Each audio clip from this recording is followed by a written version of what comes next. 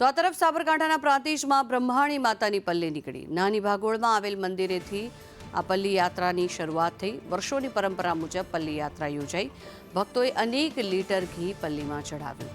પલ્લીના દર્શન કરી ભક્તોએ પણ ધન્યતા અનુભવી। ત્યારે પ્રાંતિજ સહિતના વિસ્તારના અનેક લોકો પણ આ યાત્રામાં જોડાયા હતા। આ દ્રશ્યો આપ જોઈ રહ્યા છો। આ દર્શન પલ્લીના આપ કરી શકો છો। સંદેશ ન્યૂઝની ટીવી સ્ક્રીન પર પ્રાંતિજમાં મા બ્રહ્માણી માતાની પલ્લી યાત્રા યોજાઈ હતી, જેમાં ખૂબ જ મોટી સંખ્યામાં લોકો એકત્ર થયા હતા અને સાથે જ હજારો લીટર ઘીનો તેમના પર અભિષેક કરવામાં આવ્યો હતો।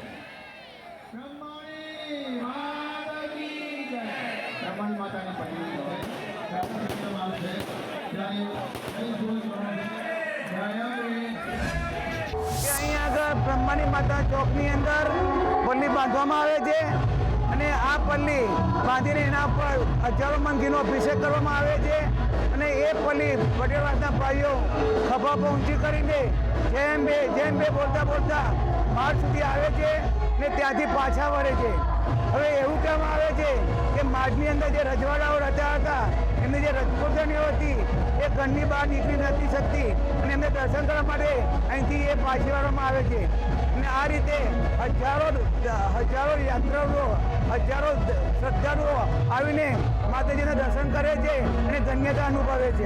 પાલનપુર રહીએ છીએ પણ અમારે એટલી શ્રદ્ધા છે કે અમે દર વર્ષે કંઈ પણ કામ હોય તો પણ અમે બ્રહ્માણી માતાની પલ્લીમાં આવીએ છીએ અને એમના દર્શન કરીએ છીએ। એમના દર્શન કરવાથી અમારા બધા દુઃખ દૂર થઈ જાય છે।